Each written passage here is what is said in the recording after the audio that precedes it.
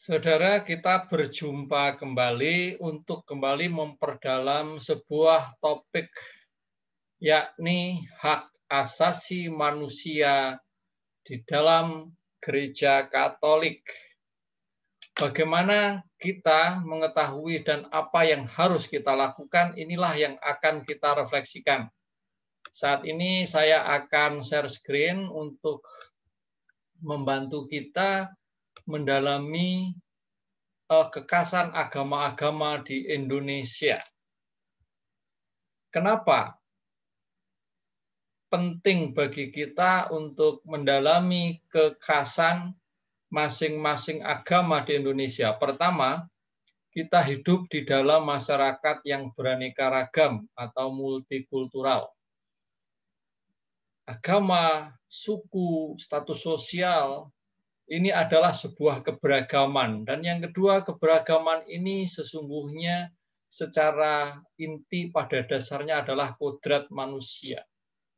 Dari sananya Tuhan sudah membentuk kita dengan keberagaman. 3, agar kita bisa menghormati perbedaan masing-masing agama. Dan yang keempat, agar kita bisa menerima realitas yang berbeda dengan apa yang kita harapkan. Misalnya, pada hari raya, kita berharap teman kita memberikan ucapan selamat, lalu tidak memberikan ucapan. Ya sudah, kita bisa menerima itu dengan baik. Itulah alasan kenapa bagi kita penting sekali mengetahui, mendalami, mempelajari kekasan masing-masing agama.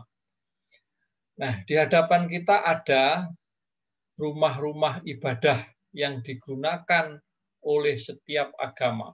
Kalau kita lihat masing-masing rumah ibadah ini mempunyai karakteristik dari bentuk bangunannya, mempunyai ciri dari bentuk bangunannya.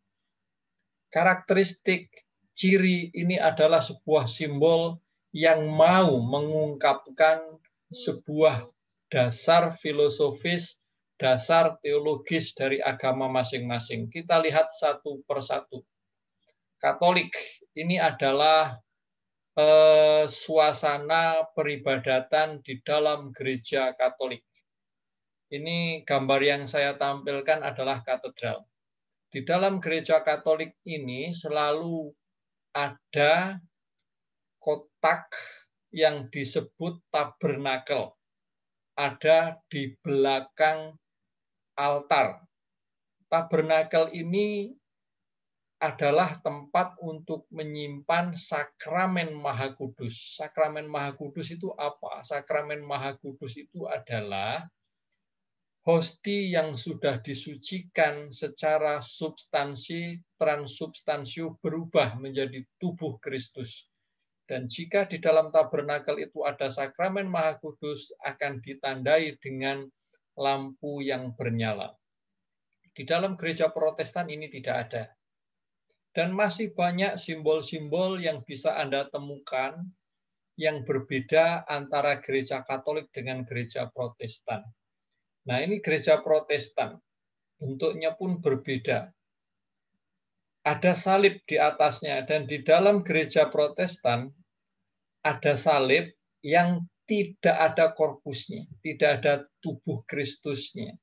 Kalau di dalam gereja Katolik ada. Kenapa mereka mempunyai salib yang tidak ada korpus? Karena mereka secara teologis mengimani Yesus itu sudah bangkit. Mereka tidak merefleksikan teologi penderitaan, teologi salib. Bagi mereka Yesus sudah bangkit, maka Yesus sudah mulia. Ini salah satu yang membedakan. Nah, ini adalah masjid. Masjid adalah tempat beribadah orang Muslim, orang Islam.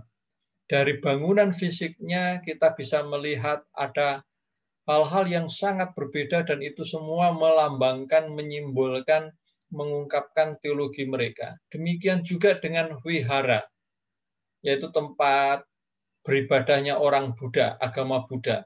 Baik warna, maupun patung, maupun arsitekturnya sedemikian rupa, ini mengungkapkan ajaran mereka, keyakinan mereka.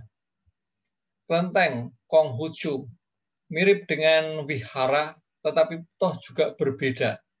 Dan di dalamnya, termasuk bangunannya, itu memberikan mengungkapkan ajaran teologi, ajaran keyakinan mereka.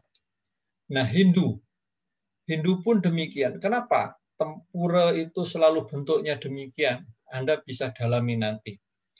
Kesimpulannya adalah setiap agama mempunyai hal yang sangat khas, hal yang sangat unik, hal yang sangat beda, yang menjadi keistimewaan mereka, dan biasanya itu sebagai simbol yang mau mengungkapkan secara teologis ajaran agama mereka. Nah, karena itu baik pada kesempatan berikut ini Anda membuat sebuah refleksi sebagai tugas mandiri. Refleksinya ada, pertama, tuliskan kekhasan masing-masing agama minimal 3, yaitu tokohnya, ajarannya, dan kitabnya. Untuk tokohnya ini, Gereja Katolik dan Kristen jangan menulis mengenai tokoh Yesus karena itu sama. Cari tokoh lain yang sangat mempengaruhi ajaran iman Gereja Katolik, kalau Protestan, Gereja Protestan. Itu ada. Lalu yang kedua, ajarannya apa? Ajarannya apa? Dan yang ketiga adalah kitabnya. Antara Protestan dengan Katolik berbeda. Buddha pasti, Hindu pasti, Konghucu pasti, Muslim.